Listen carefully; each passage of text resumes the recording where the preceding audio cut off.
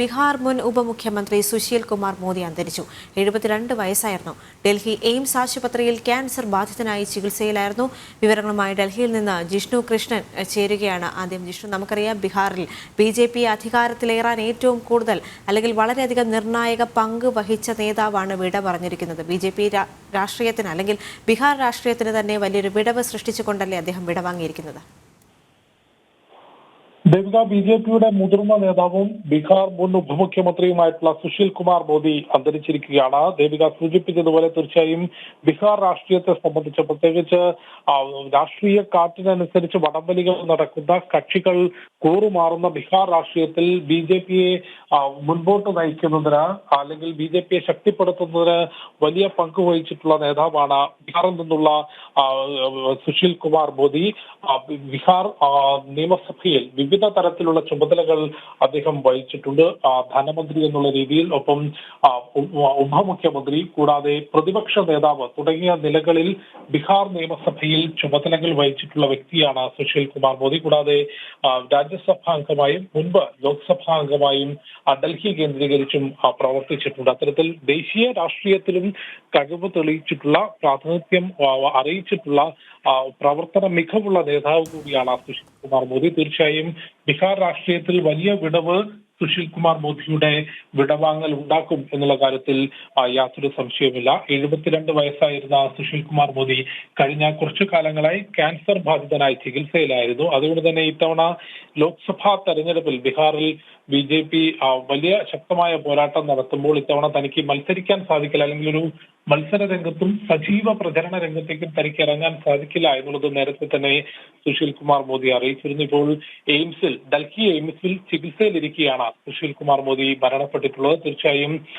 BJP രാഷ്ട്രീയത്തെ സംബന്ധിച്ചും ബീഹാറിലെ സംസ്ഥാന രാഷ്ട്രീയത്തെ സംബന്ധിച്ചും വലിയ വിടവ് തന്നെയായിരിക്കും സുശീൽ കുമാർ മോദിയുടെ വിടവാങ്ങൽ ഉണ്ടാക്കുക. സംസ്കാര ചടങ്ങും മറ്റ് ചടങ്ങുകളുമായി ബന്ധപ്പെട്ടുള്ള കാര്യങ്ങൾ കുടുംബം പിന്നീട് അറിയിക്കും എന്നുള്ളതാണ് അറിയിച്ചിട്ടുള്ളത്. ദേവിക. ജിഷ്ണു, ദയവായി തുടരുക. ഡൽഹിയിൽ നിന്നും ഗൗതം അനന്തനാരായണൻ കൂടി ചേരുകയാണ്. ഗൗതം, നമുക്കറിയാം ബീഹാർ ഉപമുഖ്യമന്ത്രി സമ്രാട് ചൗധരിയാണ് ആദ്യം ഈ ഒരു വാർത്ത എക്സിൽ കുറിക്കുകയുണ്ടായിരുന്നത്. അദ്ദേഹം പറയുന്നത് ബീഹാർ BJPക്ക് നികത്താനാകാത്ത വിടവ് സമ്മാനിച്ചുകൊണ്ടാണ് അദ്ദേഹം വിട വാങ്ങിയിരിക്കുന്നത് എന്ന് തന്നെയാണ്. വളരെ വൈകാരികമായുള്ള ഒരു കുറിപ്പോടു കൂടിയാണ് അദ്ദേഹം സുശീൽ മോദിയുടെ മരണവാർത്ത എക്സിൽ കുറിക്കുന്ന ഒരു സാഹചര്യം ഉണ്ടായത്. തങ്ങളുടെ അധികായനെ നഷ്ടപ്പെട്ട ഒരു വിഷമം അതിൽ നിഴലിക്കുന്നുണ്ട്. അതുപോലെ തന്നെ രാഷ്ട്രീയ ഭേദമന്യേ എല്ലാവരും ആദരിച്ചിരുന്ന ഒരു നേതാവ് കൂടിയാണ് നമുക്ക് നഷ്ടപ്പെട്ടിരിക്കുന്നത്, അല്ലേ? ദേവിക, BJP രാഷ്ട്രീയത്തെ സംബന്ധിച്ച് വലിയ നഷ്ടമാണ് സുശീൽ കുമാർ മോദിയുടെ ഈ ഒരു വിടവാങ്ങൽ എന്ന് വേണം മനസ്സിലാക്കാൻ. കാരണം ദേശീയ തലത്തിൽ ഇന്ന് BJPക്ക് വലിയ സംഘടനാ സംവിധാനമുണ്ട്. പക്ഷെ ഇതിനു മുൻപ് BJP ഇന്ന് കാണുന്ന രീതിയിൽ വളരുന്നതിന് മുൻപ് ബീഹാർ പോലെയുള്ള സംസ്ഥാനങ്ങളിൽ BJPക്ക് ഒരു തരത്തിലും വേരോട്ടമില്ലാത്ത ഒരു കാലഘട്ടത്തിൽ അന്ന് അവിടെ സംഘടനയെ അധികാരത്തിന്റെ ഭാഗമാക്കുന്നതിലൊക്കെ വളരെ നിർണായകമായ പങ്ക് വഹിച്ച ഒരു നേതാവാണ് സുശീൽ കുമാർ മോദി.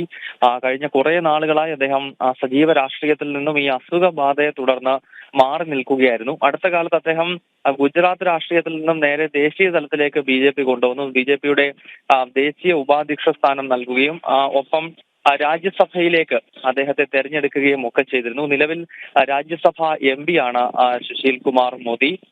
ഇദ്ദേഹം ബീഹാർ രാഷ്ട്രീയത്തിൽ വഹിച്ചിട്ടുള്ള വളരെ നിർണായകമായ പങ്കുണ്ട്. നേരത്തെ സൂചിപ്പിച്ചിരുന്നു, BJPക്ക് കാര്യമായ സംഘടനാ സംവിധാനമുള്ള ഒരു സംസ്ഥാനമായിരുന്നില്ല നേരത്തെ ബീഹാർ എന്നത്. ഒരുപക്ഷെ ഉത്തര ഭാരതത്തിലും മധ്യഭാരതത്തിലും പല സംസ്ഥാനങ്ങളിൽ BJPക്ക് ശക്തമായ വേരുകൾ ഒരു കാലഘട്ടത്തിൽ ഉണ്ടായിട്ടുണ്ട്. അയോധ്യ മൂവ്മെന്റിനൊക്കെ ശേഷം ഉത്തർപ്രദേശ് പോലെ, രാജസ്ഥാൻ, മധ്യപ്രദേശ് പോലുള്ള സംസ്ഥാനങ്ങളിലൊക്കെ BJP കരുത്താർജിക്കുന്നുണ്ടായിരുന്നു. പക്ഷേ ബീഹാറിൽ പിന്നീട് ഒരു സഖ്യകക്ഷിയുടെ ഭാഗമായെങ്കിലും അവിടെ സർക്കാർ ഉണ്ടാക്കുന്നതിൽ സുശീൽ കുമാർ മോദിയെ പോലുള്ള നേതാക്കളാണ് വ്യക്തിപരമായി തന്നെ വലിയ പങ്ക് വഹിച്ചിട്ടുള്ളത്.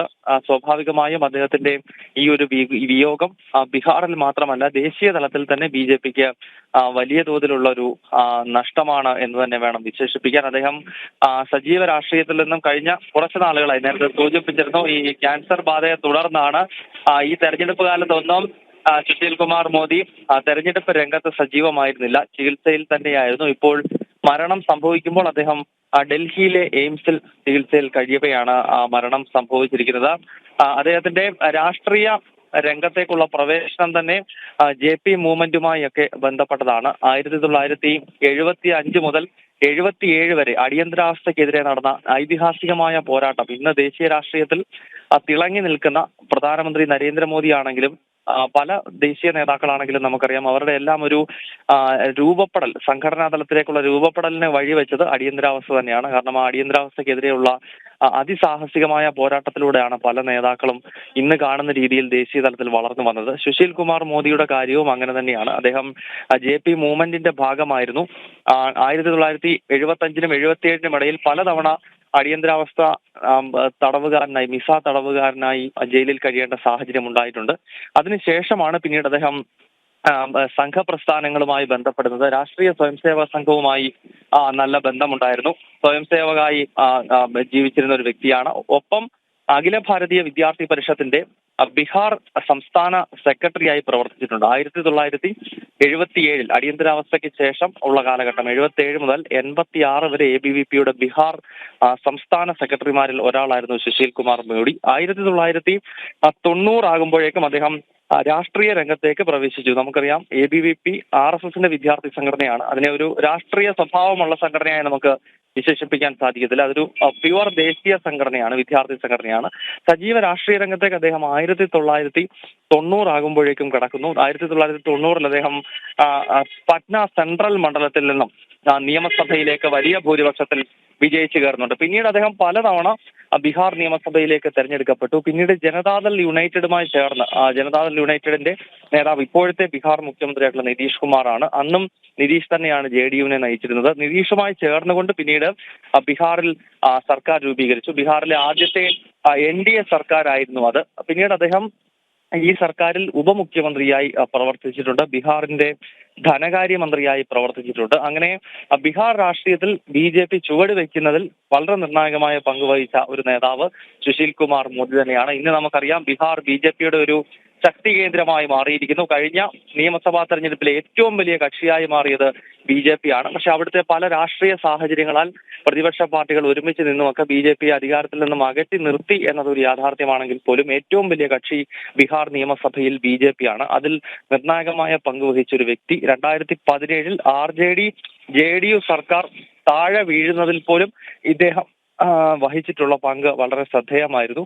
അത്രത്തോളം ഒരു കൃത്യമായി തന്നെ രാഷ്ട്രീയ രംഗത്ത് എങ്ങനെയാണ് ഒരു സംഘടനയെ ചലിപ്പിക്കേണ്ടത് എന്നത് സംബന്ധിച്ചുള്ള സംഘടനാ ബോധ്യവും ഭരണബോധ്യവും കൃത്യമായിട്ടുള്ള ഒരു നേതാവാണ്. മാത്രമല്ല അദ്ദേഹത്തിന്റെ പത്നി ഒരു മലയാളിയാണ്. കേരളത്തിൽ നിന്നുള്ള വ്യക്തിയാണ് കല്യാണം കഴിച്ചിട്ടുള്ളത്. അങ്ങനെ കേരളവുമായി സുശീൽ കുമാർ മോദിക്ക് ഒരു ബന്ധമുണ്ട്. അദ്ദേഹത്തിന് മലയാളം ഭാഷ അത്യാവശ്യം സംസാരിക്കാൻ അറിയാം. പലപ്പോഴും നമ്മൾ ബൈറ്റ് എടുക്കാനൊക്കെ അദ്ദേഹത്തെ സമീപിക്കുമ്പോൾ മലയാള ഭാഷയിൽ അദ്ദേഹം കുറച്ചൊക്കെ സംസാരിച്ച സാഹചര്യങ്ങളൊക്കെ മുൻപ് ഉണ്ടായിട്ടുണ്ട്. അങ്ങനെ ഒരു മലയാളി ബന്ധം കൂടി ഉള്ള ഒരു വ്യക്തി കൂടിയാണ് സുശീൽ കുമാർ മോദി. ദേവി, അത് തന്നെയാണ്. കേരള ജനതയ്ക്കടക്കം വളരെ വലിയൊരു ദുഃഖവാർത്തയാണ് ഈ മണിക്കൂറിൽ ഉണ്ടായിക്കൊണ്ടിരിക്കുന്നത്. ജിഷ്ണു, നമുക്കറിയാം കഴിഞ്ഞ ഏപ്രിൽ 3-ന് അദ്ദേഹം എക്സിൽ പങ്കുവെച്ചൊരു കാര്യം ബീഹാർ ജനതയെ മുഴുവൻ സങ്കടത്തിലാഴ്ത്തിയ ഒരു കാര്യം തന്നെയാണ്. തൻ്റെ ആരോഗ്യസ്ഥിതി അത്രത്തോളം ശരിയല്ല, അർബുദബാധിതനായി താൻ 6 മാസത്തോളം കാലമായി ചികിത്സയിലാണ് എന്ന് അദ്ദേഹം പറയുന്നൊരു സാഹചര്യമുണ്ടായിരുന്നു. മാത്രമല്ല ഇലക്ഷനിൽ നിന്നും മറ്റും താൻ പിന്മാറി നിൽക്കുകയാണ്. പ്രധാനമന്ത്രി നരേന്ദ്രമോദിയോടക്കം താൻ ഇത് സംസാരിച്ചിട്ടുണ്ട്. തൻ്റെ ആരോഗ്യസ്ഥിതി ഇപ്പോൾ നല്ലതല്ല എന്ന് അദ്ദേഹം പരസ്യമായി തന്നെ കുറിപ്പ് പങ്കുവെക്കുന്ന സാഹചര്യത്തിൽ ബീഹാർ ജനത വളരെയധികം ദുഃഖിച്ച ഒരു സാഹചര്യമുണ്ടായിരുന്നു. എന്നിരുന്നാൽ പോലും അദ്ദേഹം തിരികെ സജീവമായി തന്നെ രാഷ്ട്രീയത്തിലേക്ക് തിരികെ വരുമെന്ന് ജനങ്ങളെല്ലാം ഉറ്റുനോക്കിക്കൊണ്ടിരിക്കുന്ന സാഹചര്യത്തിലാണ് ഈ വിയോഗ വാർത്ത വന്നിരിക്കുന്നത്. സജീവ രാഷ്ട്രീയത്തിൽ നിന്ന് സുശീൽ കുമാർ മോദി പിൻവാങ്ങിയിട്ട് അല്ലെങ്കിൽ മാറി നിൽക്കാൻ തുടങ്ങിയിട്ട് വളരെ കുറച്ച് സമയമേ ആയിട്ടുള്ളൂ. അതുവരെ ബീഹാർ രാഷ്ട്രീയത്തെ സംബന്ധിച്ച് വലിയ രീതിയിൽ BJP രാഷ്ട്രീയവും ഒപ്പം സംസ്ഥാന രാഷ്ട്രീയത്തിൽ നേരത്തെ ഞാൻ സൂചിപ്പിച്ചതുപോലെ രാഷ്ട്രീയ കാറ്റിനനുസരിച്ച് മാറി മറയുന്ന സഖ്യകക്ഷികളുള്ള സംസ്ഥാനമാണ്, അല്ലെങ്കിൽ അത്തരത്തിലുള്ള നിലപാടുകൾ എടുക്കുന്ന കക്ഷികളുള്ള ഒരു സംസ്ഥാനം കൂടിയാണ്. അത് RJD ആണെങ്കിലും JDU ആണെങ്കിലും കൂടാതെ LJP ആണെങ്കിലും നിലവിൽ ചിരാഗ് പാസ്വാൻ നയിക്കുന്ന LJP ആണെങ്കിൽ പോലും രാഷ്ട്രീയ കാറ്റിനനുസരിച്ച് ചടുലമായി നിലപാടുകൾ എടുക്കുന്ന കക്ഷികളുള്ള സംസ്ഥാനത്ത് BJP-യുടെ വളർച്ചയ്ക്കും അധികാരം നിലനിർത്തുന്നതിനും ഭരണം നിലനിർത്തുന്നതിനും ഏറെ നിർണായകമായ പങ്ക് വഹിക്കുന്ന നേതാവായിരുന്നു സുശീൽ കുമാർ മോദി. അദ്ദേഹം ഈ ഒരു അർബുദം ബാധിച്ചതിനെ തുടർന്ന് അത് പാർട്ടി പ്രവർത്തകരെയും നേതാക്കളെയും ഒപ്പം ജനങ്ങളെയും അറിയിക്കുകയും സജീവ രാഷ്ട്രീയത്തിൽ നിന്ന് തൽക്കാലമായി മാറി നിൽക്കുകയാണ് എന്ന അറിയിപ്പ് മുൻപ് തന്നെ നൽകിയിരുന്നു. നിലവിൽ ചികിത്സയിൽ ഇരിക്കെയാണ് അദ്ദേഹം ഡൽഹി എയിംസിൽ ഇത്തരത്തിൽ മരണത്തിന് കീഴടങ്ങിയിട്ടുള്ളത്. നിരവധി തവണ ബീഹാർ നിയമസഭയിൽ വിവിധ തരത്തിലുള്ള പദവികൾ കൈകാര്യം ചെയ്തിട്ടുള്ള അനുഭവ സമ്പത്തുള്ള പരിചയ സമ്പത്തുള്ള നേതാവാണ് സുശീൽ കുമാർ മോദി. നേരത്തെ ഗൗതം സൂചിപ്പിച്ചതുപോലെ ബീഹാർ എന്ന സംസ്ഥാനത്ത് BJPയുടെ അടിത്തറ ശക്തമാക്കുന്നതിന് അവിടെ വളർച്ചയ്ക്ക് വിയർപ്പൊഴുക്കിയ നേതാവാണ് സുശീൽ കുമാർ മോദി എന്നുള്ളതാണ് വളരെ വ്യക്തമായ കാര്യം. അദ്ദേഹത്തിന്റെ വിയോഗം തീർച്ചയായും BJP രാഷ്ട്രീയത്തെ സംബന്ധിച്ച്, പ്രത്യേകിച്ച് ബീഹാർ രാഷ്ട്രീയത്തെ സംബന്ധിച്ച് വലിയ നഷ്ടം ഉണ്ടാക്കും എന്നുള്ള കാര്യത്തിൽ യാതൊരു സംശയവുമില്ല. നേരത്തെ ലോക്സഭാ അംഗമായി തിരഞ്ഞെടുത്തിരുന്നുവെങ്കിൽ പോലും ആ ലോക്സഭാ അംഗത്വം രാജിവെച്ചുകൊണ്ട് ബീഹാറിൽ ഉപമുഖ്യമന്ത്രിയായി 2005 ബീഹാറിൽ ഉപമുഖ്യമന്ത്രിയായി നിതീഷ് കുമാർ മന്ത്രിസഭയിൽ നിന്നുകൊണ്ട് ബീഹാർ രാഷ്ട്രീയത്തിനൊപ്പം നിൽക്കാനായിരുന്നു എപ്പോഴും. അത് തന്നെയാണ് വളരെയധികം ദുഃഖകരമായ ഒരു വാർത്ത തന്നെയാണ് ഈ മണിക്കൂറിൽ പരിശോധിച്ചുകൊണ്ടിരിക്കുന്നത്. മുതിർന്ന BJP നേതാവും ബീഹാർ മുൻ ഉപമുഖ്യമന്ത്രിയുമായ സുശീൽ കുമാർ മോദി വിടവാങ്ങിയിരിക്കുകയാണ്. 72 വയസ്സായിരുന്നു. ഡൽഹി എയിംസ് ആശുപത്രിയിൽ ക്യാൻസർ ബാധിതനായി ചികിത്സയിലായിരുന്നു. കോട്ടയം പൊൻകുന്നം സ്വദേശി ജെസി ജോർജാണ് ഭാര്യ. ബീഹാറിലെ മുൻ ധനകാര്യമന്ത്രി കൂടിയായിരുന്നു അദ്ദേഹം. നാഷണൽ ഡെസ്കിൽ നിന്ന് ഐസൻ ജോസ് കൂടി ചേരുന്നുണ്ട്. ഐസൻ, നമുക്കറിയാം ഇത്രയും നേരം നമ്മൾ വിശദമായി തന്നെ പരിശോധിക്കുകയായിരുന്നു അദ്ദേഹത്തിൻ്റെ ഒരു രാഷ്ട്രീയ പശ്ചാത്തലം, അല്ലെങ്കിൽ ബീഹാറിൽ BJP ഇത്രത്തോളം കരുത്ത് ഉണ്ടാക്കി കൊടുത്തൊരു നേതാവ്, അല്ലെങ്കിൽ അതിനുവേണ്ടി വളരെയധികം കാലം വിയർപ്പൊഴുക്കിയ ഒരു നേതാവ് എന്ന് തന്നെ സൂചിപ്പിക്കാൻ പറ്റുന്നൊരു നേതാവ്. അദ്ദേഹത്തിൻ്റെ വിടവ് ഒരിക്കലും നികത്താനാകില്ല എന്ന് രാഷ്ട്രീയ നേതാക്കളെല്ലാം ഒരുപോലെ രാഷ്ട്രീയ ഭേദമന്യെയാണ് പറയുന്നത്. അത്രയും അതികായനായ ഒരു നേതാവിനെയാണ് ബീഹാറിന് നഷ്ടപ്പെട്ടിരിക്കുന്നത്. തീർച്ചയായും ദേവിക, ഒരു അതികായനായ നേതാവിനെ തന്നെയാണ് ബീഹാറിനും അല്ലെങ്കിൽ രാജ്യത്തിന് തന്നെ നഷ്ടപ്പെട്ടിരിക്കുന്നത് എന്ന കാര്യത്തിൽ തർക്കമില്ല. അദ്ദേഹത്തിൻ്റെ നമുക്കിപ്പോൾ അറിയാം, അദ്ദേഹത്തിൻ്റെ ആ ഒരു രാഷ്ട്രീയ നീക്കങ്ങളും ചടുലമായ ചില രാഷ്ട്രീയ നീക്കങ്ങളും അതുപോലെ തന്നെ കൃത്യമായ ഒരു രാഷ്ട്രീയ മുന്നേറ്റം സാധ്യമാക്കുന്നതിനുള്ള തന്ത്രപരമായി ഇടപെടുന്നതിനൊക്കെയുള്ള അദ്ദേഹത്തിൻ്റെ കഴിവുകൾ ഇപ്പോൾ നേരത്തെ ജിഷ്ണു കൃഷ്ണനും അതുപോലെ തന്നെ ഗൗതവും വിവരിച്ചു കഴിഞ്ഞു. അതിനേക്കാൾ ഉപരി അദ്ദേഹത്തെ നമ്മൾ കാണേണ്ടത് അഴിമതി വിരുദ്ധ പോരാട്ടങ്ങൾക്കും അതുപോലെ തന്നെ മനുഷ്യാവകാശ പ്രശ്നങ്ങൾക്കും വേണ്ടി നിലകൊണ്ട ഒരു ശക്തനായ നിയമ പോരാട്ടം നടത്തിയ വ്യക്തി കൂടിയായിരുന്നു എന്നാണ് നമുക്ക് മനസ്സിലാക്കാൻ സാധിക്കുന്നത്. അറിയാവുന്നതാണ്, അദ്ദേഹത്തിൻ്റെ ബിരുദം സസ്യശാസ്ത്രത്തിലായിരുന്നു, ബോട്ടണിയിലാണ് അദ്ദേഹം ബിരുദം നേടിയതെങ്കിൽ കൂടി നിയമ സംഹിതകളോട് കൃത്യമായൊരു ബോധ്യം, അല്ലെങ്കിൽ മനുഷ്യന് വേണ്ടി നിയമത്തെ എങ്ങനെ വ്യാഖ്യാനിക്കാം എന്ന കാര്യത്തിൽ ഏറെ ഗൗരവമേറി ചിന്തിച്ചിരുന്ന ഒരു വ്യക്തി കൂടിയായിരുന്നു അദ്ദേഹം. നമുക്കറിയാവുന്നതാണ് ലല്ലു പ്രസാദ് യാദവിൻ്റെ ഈ കാലിത്തീറ്റ കുംഭകോണം എന്ന വലിയൊരു അഴിമതിയുടെ കഥ നമുക്കറിയാവുന്നതാണ്. ആ കാലിത്തീറ്റ കുംഭകോണം നമുക്ക് വാർത്തകളിലെല്ലാം നന്ന് നിറഞ്ഞു നിന്നിരുന്നത് ഫോഡർ സ്കാമുമായി ബന്ധപ്പെട്ട്, അതായത് ഒരു കോഴി ഫാമിലെ ഒരു കോഴി ഒരു ദിവസം 40 കിലോ ഭക്ഷണം കഴിക്കുന്നു എന്ന രീതിയിലൊക്കെയുള്ള വികൃതമായ കണക്കുകൾ എഴുതിയ വൻ അഴിമതി നടന്ന ആ വിഷയത്തിൻ്റെ പൊതു താൽപ്പര്യ ഹർജി ബീഹാർ പാറ്റ്ന ഹൈക്കോടതിയിൽ നൽകിയത് ഇദ്ദേഹമാണ്. ആ ഹർജിയുടെ പിന്നാലെയാണ് ലല്ലു പ്രസാദ് യാദവിനെതിരെ ശക്തമായ നടപടി ഉണ്ടായതും റാബ്രി ദേവി മുഖ്യമന്ത്രിയാക്കിയിരിക്കുന്ന സാഹചര്യങ്ങളിലേക്കെല്ലാം നീങ്ങുന്ന അവസ്ഥയിലേക്ക് നീങ്ങുകയും ചെയ്ത ആ ഒരു ശക്തമായ നിയമ പോരാട്ടത്തിന് നേതൃത്വം നൽകിയ വ്യക്തിയാണ്. അന്ന് അദ്ദേഹം പ്രതിപക്ഷ നേതാവായിരുന്നു. അതുപോലെ തന്നെ മറ്റൊരു പ്രധാന നിയമ പോരാട്ടം അദ്ദേഹത്തിൻ്റെ ഭാഗത്തു നിന്നുണ്ടായത് നമുക്കറിയാവുന്നതാണ്. മിസ ആക്ട്, അതായത് maintenance of Indian security act എന്ന് പറയുന്ന ആ നിയമത്തിനെതിരെ ശക്തമായ അതിൻ്റെ ഭരണഘടനാപരമായ വാലിഡിറ്റിയെ ചോദ്യം ചെയ്ത്, അല്ലെങ്കിൽ അതിൻ്റെ ഭരണഘടനാപരമായ സാധുതകളെ ചോദ്യം ചെയ്ത് അദ്ദേഹം അടിയന്തരാവസ്ഥയ്ക്ക് ശേഷം സുപ്രീം കോടതിയിൽ സമർപ്പിച്ച ഒരു ഹർജിയുടെ അടിസ്ഥാനത്തിൽ മിസ ആക്ടിലെ 9ാം സെക്ഷൻ, അതായത് 9ാം വകുപ്പ് തന്നെ സുപ്രീം കോടതി എടുത്തു കളയുന്നൊരു സാഹചര്യം ഉണ്ടായത് ഇദ്ദേഹത്തിൻ്റെ ഒരു പരാതിയുടെ അടിസ്ഥാനത്തിലാണ്, ആ ഹർജിയുടെ അടിസ്ഥാനത്തിലാണ്. അത്തരത്തിൽ ശക്തമായൊരു നിയമ പോരാട്ടം കൂടി നടത്തുന്ന, അഴിമതിക്കെതിരെയും അതുപോലെ തന്നെ ജനാധിപത്യ വിരുദ്ധ നിലപാടുകൾക്കെതിരെയും ശക്തമായ പോരാട്ടം നടത്തുന്ന ഒരു വ്യക്തി കൂടിയായിരുന്നു അദ്ദേഹം. മറ്റൊരു പ്രധാന വിഷയം എടുത്തു പറയേണ്ടത് പാർലമെൻ്ററി രംഗത്തും അതുപോലെ തന്നെ ഭരണരംഗത്തും മികവ് തെളിയിച്ചൊരു വ്യക്തിയാണ്. സ്വാഭാവികമായും നമുക്കറിയാവുന്നതാണ്, ഉപമുഖ്യമന്ത്രിയായിരുന്നു, അതുപോലെ തന്നെ ധനകാര്യമന്ത്രി കൂടിയായിരുന്നു.